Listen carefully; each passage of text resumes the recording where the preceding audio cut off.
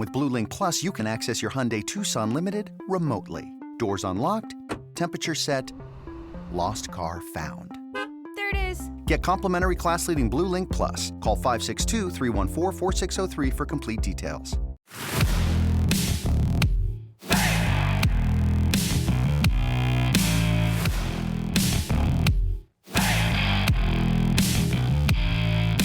Welcome in here to the 10 of 12 podcast. I am your host, Ryan Gilbert. Today here on the show, we are going to be talking some Big 12 basketball bracketology. The calendar is almost coming up to March, so it's a perfect time to talk about where these teams stand as they get ready for Selection Sunday here in just a few weeks. Boy, this season has flown by. I mean, we're already nearing March, and it feels like just yesterday we were starting the season.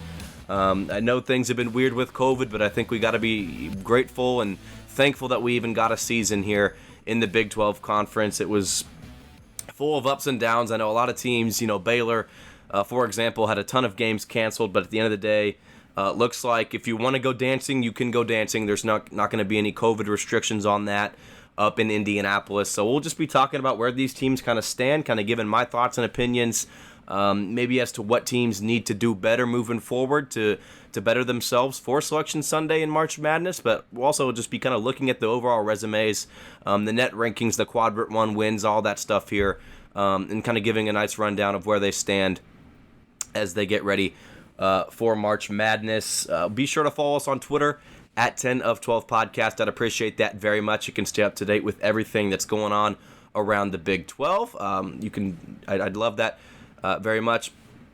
But real quick before we get into each individual team, because that's pretty much what we'll be doing. We'll just dive into each team. We'll start with Baylor and go down the line from there as far as the seedings go. But real quick here, this is going to be an interesting March Madness for the Big 12 overall. I think if you've watched a single game on ESPN or something like that, you've heard the announcers talk about how good this conference is. It's been like that for years. All the ratings, the net rankings, BPI, RPI, KenPom, always ranking, this conference number one year in and year out. So that's not much of a surprise to anyone.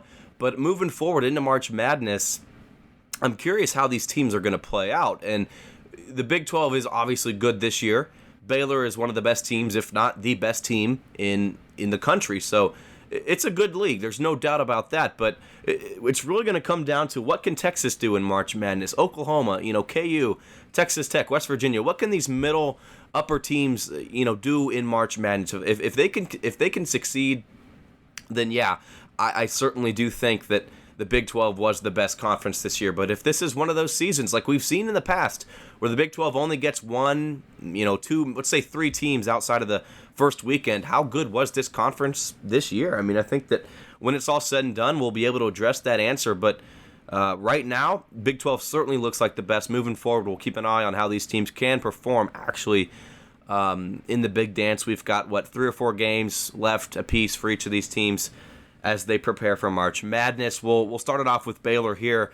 Like I just said a minute ago, man, if not, they're one of the best, if not the best team in college basketball. There's no doubt about that. If you look at what they've done, you really cannot dispute that. They're number 2 overall in ESPN's bracketology right now. Of course, Gonzaga's number 1.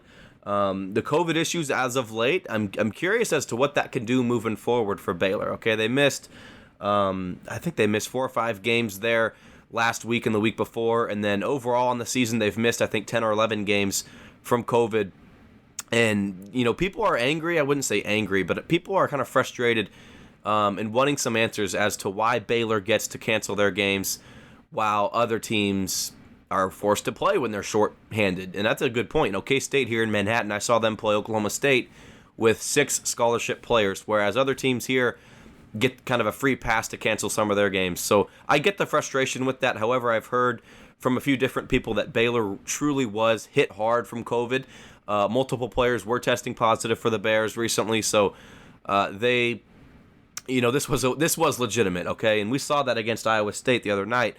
I mean, Baylor was down double digits to the Cyclones, and I mean, you can make an argument K-State's the worst team in the Big 12, but Iowa State's certainly down there near the bottom with the Wildcats. So that kind of just it shows you what you need to know, how much of an impact COVID can have on a season like this, okay?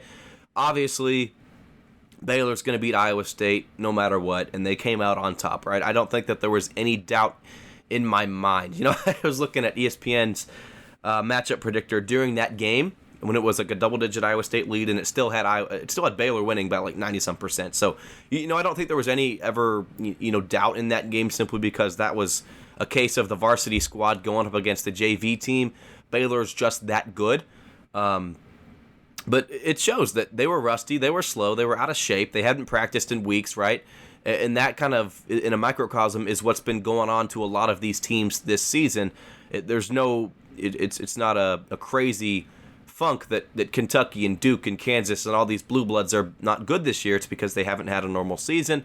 I've talked about it a ton on Go Powercat, speaking with K-State, how they've simply been affected a ton by this COVID, being such a young team. I mean, heck, Baylor, we're talking about the Bears.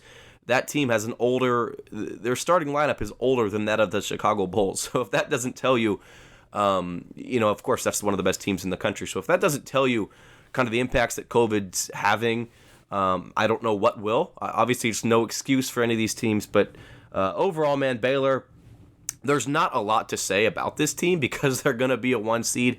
I mean, even if they lose out the rest of their games, I don't see how the Bears don't end up on the 1 line. Right now, they're, of course, like I said, according to Joe Lunardi, the number 2 overall seed in March Madness. But, there's not a lot to say, man. This team's going to be in the 1 seed line. Excuse me, there's no doubt about that, even if they lose all their games going forward. Obviously, excited to see what they can do to represent the Big 12 as the league's top team. Certainly should be fun to follow the Bears. So not much else to say about them. We'll go down the line here. And next up is West Virginia. The Mountaineers currently sitting at the 3 seed line. I will point out here that West Virginia, I've always been a little skeptical on them, but they are, all 6 of their losses this season have been quadrant 1 losses. So obviously there's no such thing as a good loss, but to lose, some games that are tough and to win, that's the biggest key. West Virginia has won every game that it has needed to win this season. So West Virginia, I think, is in a good position to be, I would say their floor right now is the 4-5 line. Their ceiling, they can maybe climb up to a 2, but right now I think a 3 seed is appropriate for what they've done. Net rankings got them at 14, KenPom at 17, and BPI at 22. So you're in a good position if you're West Virginia and Bob Huggins. There's no doubt about that.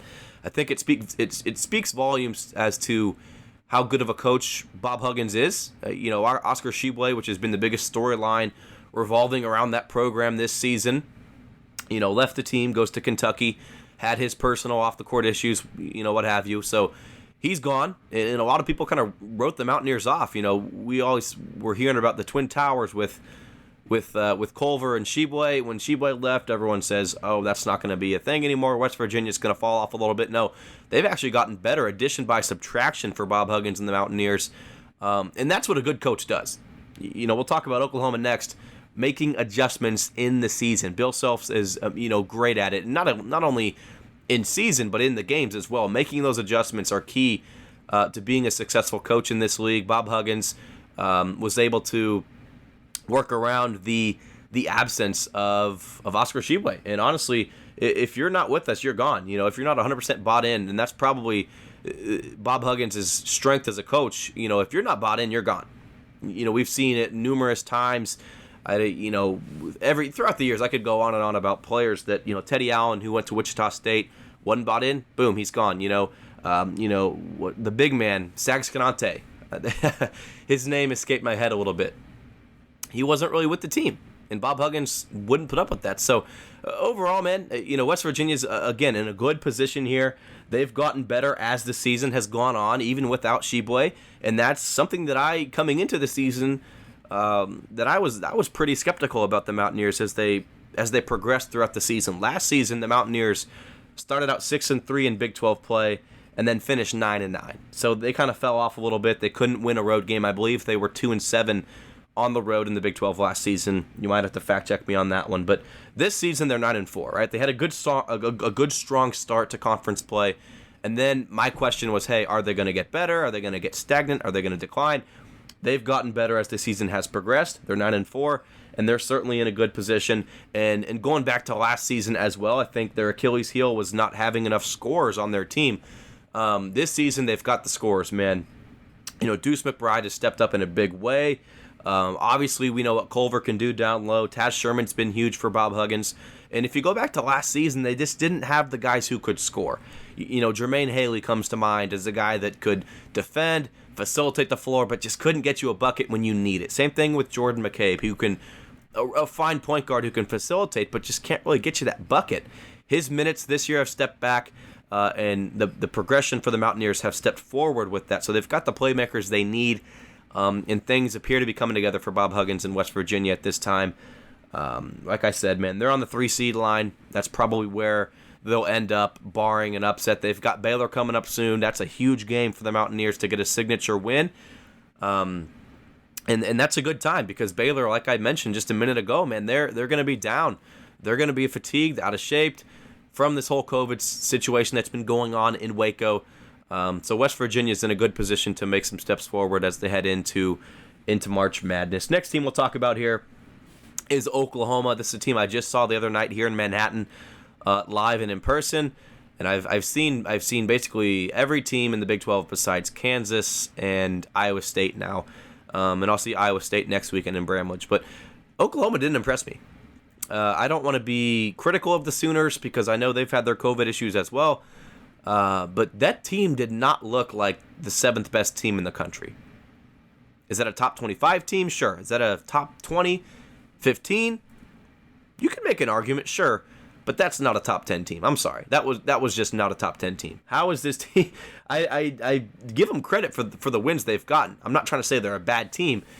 That's just not an elite team. Okay, that's not the Trae Young Oklahoma that we saw a few years back. That's not the Buddy Hield Oklahoma, with Ryan Spangler that we saw a few years before that. Okay, that's not what this is.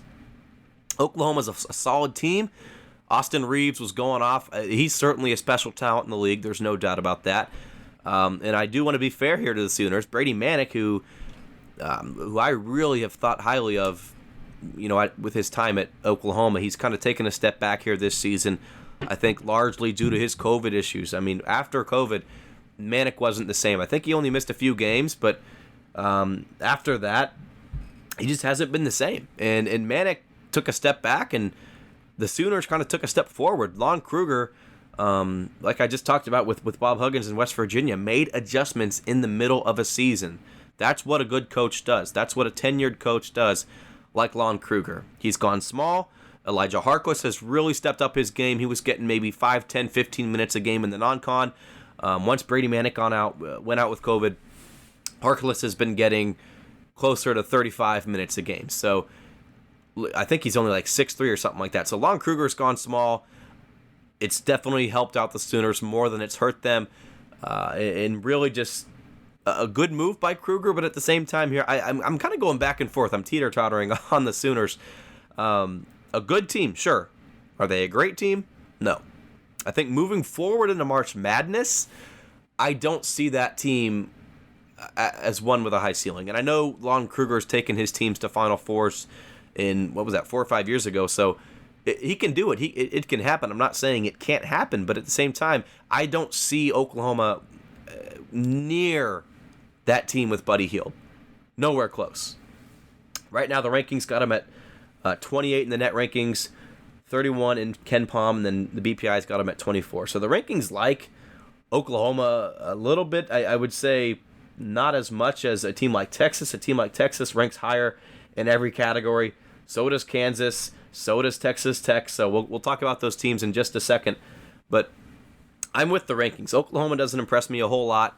They're kind of squeaking by some of these games here down the stretch. And like I said, I saw them in Manhattan, and K-State's had a train wreck. I wouldn't call it a train wreck. It's been a frustrating season, but it's gotten better for K-State. But if K-State's able to beat you, not a good sign.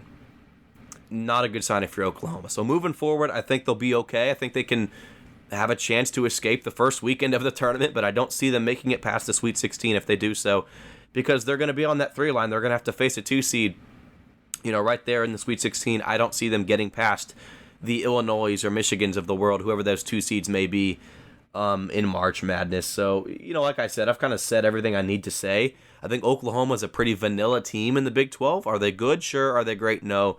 They're kind of just they're who they are. They're not going to go out and shock you.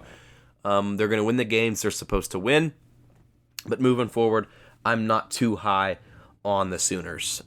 Next up here, we'll wrap up the first half with the Texas Longhorns.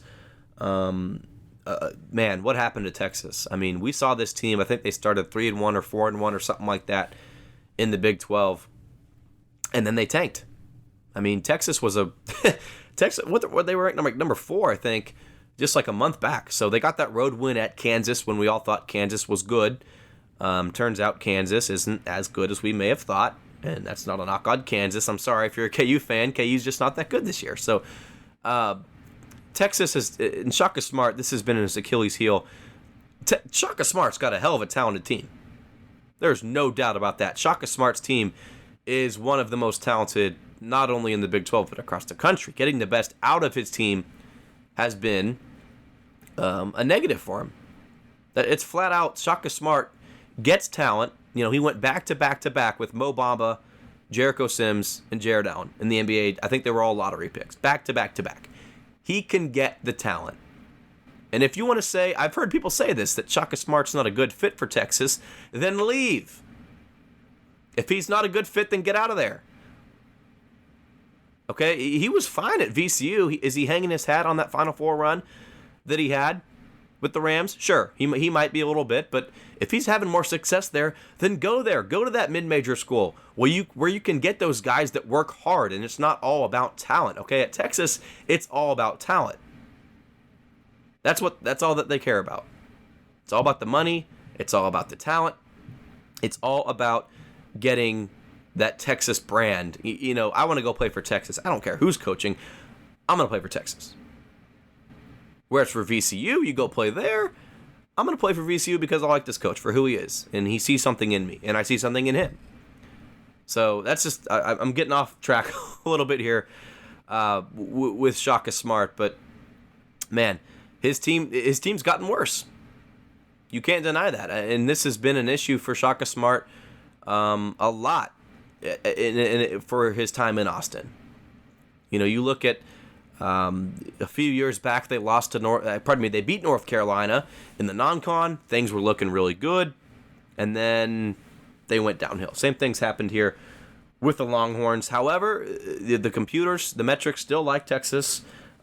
Texas is actually number 23 in net, KenPom, and BPI. All of them got them at 23, so there is some consistency there with the computer models, but it's tough, man. It's tough for Texas. It's tough for me to buy into them. And I remember saying this on a radio show a month or two back when they were looking really good. I was saying, man, it's tough to buy in on this team because it's Shaka Smart. It's Texas. They're and this is kind of like Oklahoma. I think they're a good team. They've got some pieces there. I just don't know how high that ceiling is in March Madness. That's my speculation. That's my opinion. I just don't know how good they can be. Go back a few years ago, Kerwin Roach, I think, got suspended like 3 times in his, I think it was like 3 times in his season at Texas.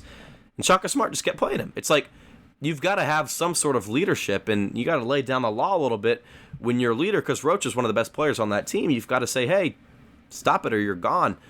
I think Shaka's not getting the best out of his players. He's got talent, 100%, no doubt about that.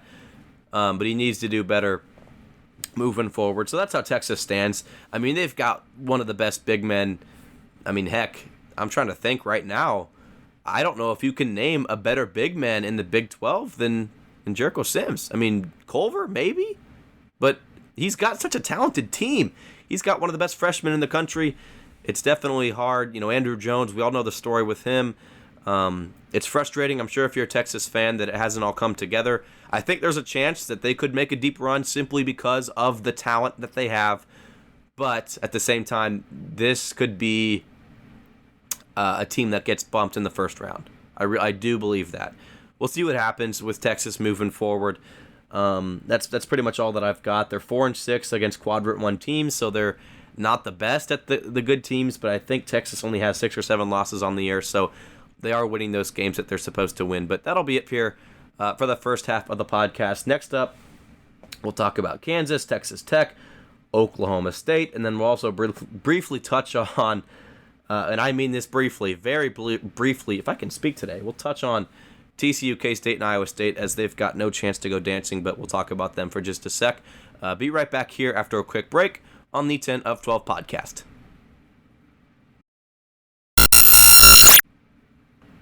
Welcome back in here to the 10 of 12 podcast. I am your host, Ryan Gilbert. Second half of the show coming your way as we continue to talk some Big 12 bracketology. Next up is Kansas, and boy, this is crazy.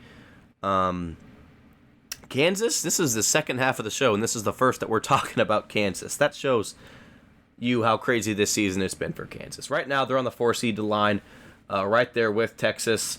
The numbers, net rankings got them at 17, BPI at 21, and Ken Palm at 24. So they're in a good spot, and I know that if you're a KU fan listening to this, you've probably been pretty frustrated with the way this season has gone. I don't blame you. This has not been Kansas basketball. You're not used to losing like this, and I get that. Welcome to pretty much every other team in the fan of any Big 12 teams world. You know what I'm saying? KU's been surging though. Lately, I think they've won 5 of the last 6 games.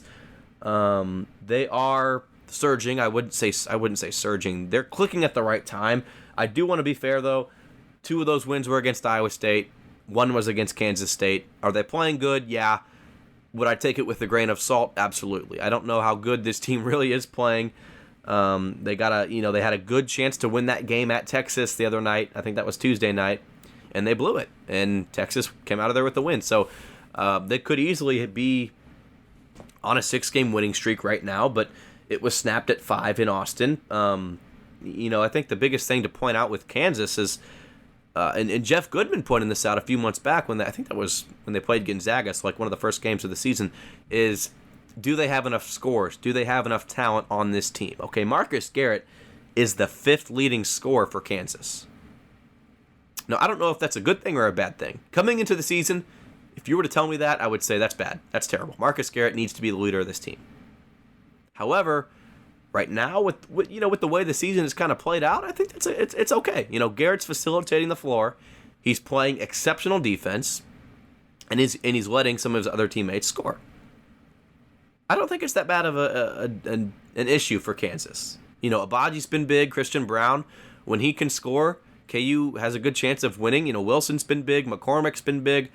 So it hasn't just had to be Garrett down the stretch. So that's key. I think that KU, it's tough, man. They've definitely, Bill Self gives them a high ceiling. Okay, I don't care how bad this team has looked throughout the season, because trust me, they've looked bad in some games, but they've got a weapon by the name of Bill Self. And can they get bounced in the first weekend? Sure. Could they make a run towards the Elite Eight? I don't doubt that. I mean, right now they're on the 4 line. They're 5-8 against Quadrant 1 teams, so that's not pretty, but it's still Kansas, and obviously you're wearing that on the front of your jersey. The intimidation factor in March Madness. You've got 2 things that go on. One, you're not intimidated at all. You say, "Hey, I've waited my whole life for this. I'm gonna beat Kansas," or you're like, "Whoa, I'm going up against Kansas. Boy, this is nerve-wracking, right?" So it can go either way. When you're facing the Jayhawks, I wouldn't be surprised either way if they get bumped or they can make a run. Neither would shock me. I think that they need Kansas. They need to just play Bill Self basketball, and that's the thing. Bill Self's teams get better as seasons progress. 100%, they get better. So are they clicking at the right time, or have they just been beating lesser opponents? Coming up here, they've got Baylor again on Saturday. I believe that'll be a great game, and we'll see. Does KU need to win that game for me to be sold? No. Do they need to compete? Yes. And Baylor's going to be shorthanded. They're going to be rusty. That is an opportunity for Kansas to really propel them as the calendar turns to March. So we'll see what happens with Kansas. Right now they're on the 4 line. I'd expect them to stay there. I mean, I don't know if you're the committee. How can you put KU past the 5 line? I mean, it's Kansas. They can't be a 6 seed. You need that marquee. It's just good for your brand of the NCAA tournament, right? You can't have them as a 6 seed. So we'll see what happens. No matter how good or bad they do, I'd say they're a 4 or 5 team I personally don't see how you can get them onto the 3 line simply because of their quadrant 1. Like I said, 5-8 against the best teams according to the net rankings. So KU's in a good position. I think that they were slipping. They got it back. They got their mojo back. And the Jayhawks are going to be fine on Selection Sunday. Moving forward here, Texas Tech, they're on the 5 line. Net rankings, love them, 19. BPI loves them even more at 12. Ken Palm's not so optimistic at 25, but still, I love Texas Tech as well. They're 4-7 against Quadrant 1 teams, and I know, I get it. This team is 6-7 in the Big 12, which, if if you were to tell me that, let's say a month and a half ago, I'd call you crazy. There's no way in God's earth that Texas Tech's going to have a losing record. What day is it? The 25th of February? No way. No way. But here they are. Here they are. And that shows you how good, how good the Big 12 is. I mean, their last win was February 6th. They had some postponements, and then I think they're on a 3-game losing streak, so they haven't won in almost a month, which is crazy. Given how good that team is, and I believe that was against Kansas State. I could be wrong, but I said this on our Go Powercat Insiders podcast earlier this week. I think Texas Tech has as high of a ceiling as anyone in the Big 12 outside of Baylor. And I was called crazy by our own Jay Heydrich, who said, I guess I was called crazy for saying Mac McClung is someone who I would really love to have on my team over anyone in the Big 12. He called me crazy and said, hey, Jared Butler, sure, that's fair, but you look at Baylor, they've got so many pieces. Mitchell's a really good player. Maceo Teague, heck of a player. Butler's, of course, a really good player, but they've got a lot of pieces to complement each other. I think Texas Tech, you've got Mac McClung, and then you've got a big step back to your Kevin McCullers of the world and your Marcus Santos Silvas of the world. So Texas Tech, I think they have a high ceiling for 2 reasons. One, Mac McClung, he's proven in this league that he can hit game-winning shots. He's got the clutch factor to him. And then number 2, you've got Chris Beard. Okay, no one expected Chris Beard. No one. Nobody expected him to go to the Elite 8 a few years back, and then the very next season go to the championship game where they ultimately, in my mind, should have won if the refs didn't bail out Virginia. So they've got weapons on the court and on the coaching bench, on the seat, on the chair, on the floor. If you saw Chris Beard fall to the floor as he was showing the officials a technical foul or a timeout. I don't know what the play was. I'm sure you saw it on Twitter. No matter where Chris Beard is, that's bottom line. He's a good coach, and he's got my utmost respect as one of the up and coming coaches in college basketball. Don't doubt Tech. I think they've got a really high ceiling. Outside of Baylor, I would pick them over Oklahoma. I'd pick them over West Virginia. I'd pick them over Kansas. I'd pick them over anyone in the Big 12 apart from Baylor. I mean, the record's 6-7, but the numbers don't lie. BPI has them ranked 12th.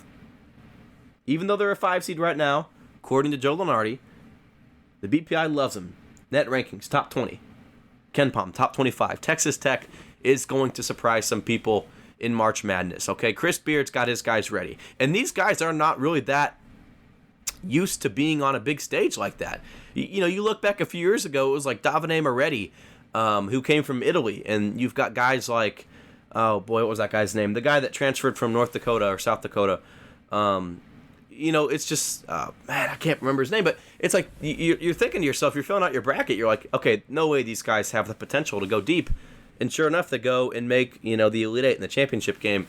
So I love the ceiling of Texas Tech. Same thing right now. I get it. Mac McClung from Georgetown maybe hasn't been on that big stage, but he's still a transfer that Chris Beard sought after and utilized the portal very well.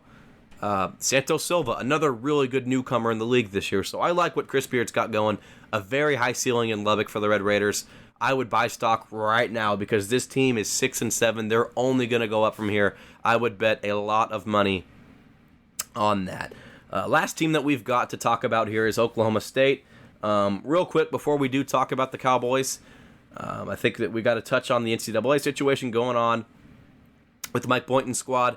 They're in. As far as I'm concerned, they're in unless something crazy happens with the NCAA making a decision between now and what is it, March 16th or 17th, which one sucks on Sunday? And that within less than a month here, unless the committee decides to confirm their case on Oklahoma State, the Cowboys will be dancing. And I talked about this with Kansas, I think this was like last year, when they got hit with their allegations, right? These things take a long time, especially the appeal process. So Oklahoma State is going to be good as long as they continue to appeal it this season. They're going to be dancing. That's the status quo. Unless something crazy happens, that's how it's going to be. So now that we've addressed that, let's get into the Cowboys here. Net rankings got them at 37, Ken Palm at 38, BPI all the way back at 56. So I think this team's solid. I think that they're an 8-9 matchup. I think that's where they belong. I don't know if they are worse than that. I don't know if they're better than that. I think that's a good spot for them. I think that you've got to start talking about Cade Cunningham. Now, before people start coming at me, I would like to say, yes, he's a good athlete. Yes, he's a great athlete. Will he be a good NBA player? Yes. I get all that. I get it. But is he an elite athlete? No. Okay, I saw this guy, Cade Cunningham, come to Manhattan and get outscored by a walk-on. He scored like 5 points against a K-State team that was shorthanded that had 6 scholarship players. They had 8 players overall. That's why you saw K-State playing a walk-on, like meaningful minutes in a Big 12 game, because they were that shorthanded. So number one, Cade Cunningham should have had a field day going up against that shorthanded Wildcat squad. Number two, how do you get outscored by a walk-on? How do you score? I think it was like 5 points for Cunningham and 6 points for Petrakis. How does the nation's number one prospect get outscored by a walk-on? Give me a break. It's always fun when you watch, let's say, TCU versus West Virginia on a Tuesday night, and Oklahoma State played the night before, whatever. It's always fun to predict when and how the announcers are going to somehow work Cade Cunningham into their broadcast. That has nothing to do with the game. Nothing. It's ridiculous. It is so annoying. It's insane. It is insane how much ESPN talks about Cade Cunningham. They do it all the time. You've got to have your player. You've got to have your Trae Young. You've got to have your Ben Simmons, whoever it may be. I get that. ESPN singles out somebody and is in bed with them. I get it. You need someone to do that too. But Cade Cunningham is not your guy. Is he a good player? Yes, I know. I get that. But come on. He got outscored by a shorthanded walk-on. I guess I shouldn't say a shorthanded walk-on. A shorthanded team that had to play a walk-on. When a team is shorthanded and you're one of the best players in the country, you should be dropping 25. And I saw it. K-State ran out of gas. K-State had a good chance to beat Oklahoma State. And then they hit the wall because they were so shorthanded and out of breath and fatigued, all that stuff. So I don't want to hear any of that Cade Cunningham stuff anymore. Now that I've got that set aside, let's continue to be negative regarding the Cowboys here. Mike Boynton, I've never been a fan of him. It's been all talk, no game for Boynton, if we're being honest. Fran Fraschilla loves him. Every announcer loves him. And the announcers, most announcers, I won't say all of them because some of those announcers sometimes don't know what they're talking about. Lance Blanks, excuse me. Most announcers do. So I'll give him credit. Like, Fran Fraschilla knows what he's talking about. If Fran says something, I more often than not trust him because he's a good guy. He knows what he's talking about. He knows this league like the back of his hand. However, it's been all talk, no game. I mean, what has Boynton done at Oklahoma State? Oh, wait. He has not done much. It's all hype and not a lot of, production. Okay, what are they right now? I don't even know what their record is. I think they're 7-7 or something like that. They're average. They're an average team. So, is Boynton good? Sure. Is he great? No. He's not. I don't see. Maybe in a few years he can get something really special going. But guess what? Cade Cunningham's going to be gone. You're going to have to start over again, kind of, a little bit. I know you got Rondell Walker. I know you've got some pieces. Isaac likely will be back next year. And speaking of likely, I mean, that's a guy that I really thought was going to make a huge step forward this season. I haven't seen it. He just recently missed 2 games with a foot injury, and this is something I harped on a lot last season. If Likely was healthy, Oklahoma State would have had a good chance to make the NCAA tournament, but he wasn't. He was bothered with sickness all year, and he was never on the same page. So I feel bad for the kid, and I thought he was going to make a big step forward this year, and I think that Cunningham's kind of stolen the limelight a little bit away from him. At the same time, though, I thought Likely would be a little bit better this season for Oklahoma State. So that's pretty much all I've got for him. I mean, they're an 8 seed right now. That's pretty much where they belong on the 8-9 matchup. I think they'll have a decent chance to win that game, sure, and then probably get knocked out by Gonzaga or Michigan or whoever that 1 seed that they play is. So not that high of a ceiling for Oklahoma State. They're probably going to win a game and get bounced. Cade Cunningham. I mean, the thing with Cade Cunningham, it's like, okay, does this guy really care? I mean, he doesn't look engaged often, and I get it. You've got your money in the bag, so to speak, next year in the draft, but I mean, you're what is it? His uncle or cousin, someone who's on the coaching staff for Oklahoma State? Play for them. Act like you care, man. Come on. March Madness time. I would like to see a little better sense of urgency from the freshman phenom in college basketball. That's pretty much all that we've got here. TCU, they're not going dancing. I'm sorry if you're a Horned Frog fan. And I feel bad for TCU. I do. Okay, K-State and Iowa State, 0 chance this season that they would go dancing. TCU, I'm intrigued. Think if the Big 12 was average. Think if Texas didn't have that hot start. Think if Texas Tech didn't have Mac McClung. Think if Baylor wasn't so dominant. Think if West Virginia wasn't emerging lately. Think if the Big 12 was just average. The Horned Frogs would have a good chance to go dancing. Not a great one, but they'd have a good chance to sneak around the bubble and maybe, need to win. Let's say they're a 6 seed. They need to beat the 3 seed in the Big 12 tournament to get into the big dance. So one of those situations. I'm not saying it would happen because that loss of Desmond Bane from last season's big, but it's something to think about. TCU would have had a chance if the Big 12 wasn't just loaded this year. They're an average team in a normal conference. If TCU's playing in the ACC, they're average. But they're playing in the Big 12, and that kind of sucks to be Jamie Dixon. So I don't know what to say about K-State or Iowa State. Better days are ahead. I do believe that for both teams. Iowa State's been banged up. K-State's been banged up. Xavier Foster's going to come back next season stronger than ever for the Cyclones.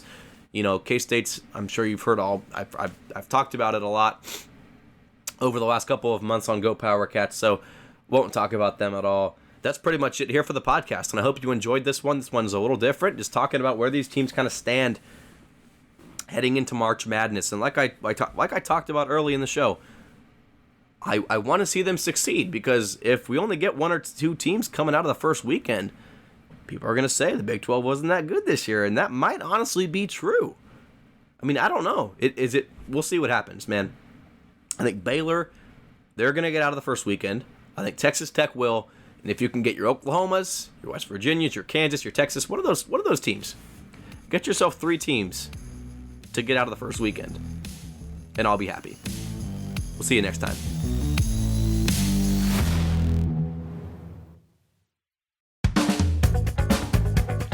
It's Gary Parrish with the Eye on College Basketball Podcast, part of the CBS Sports Podcast Network. We are still in the early weeks of conference play, which means there's no better time to tap in. Every Sunday night and Wednesday and Friday mornings, you can expect an episode in your feed highlighting everything you need to know from the sport of college basketball. Conference races, bracketology, coaching rumors. We'll talk about it all and be there with you at least 3 times a week as March Madness approaches. It's the Eye on College Basketball Podcast. To find us, search for Eye on College Basketball in your podcast app of choice.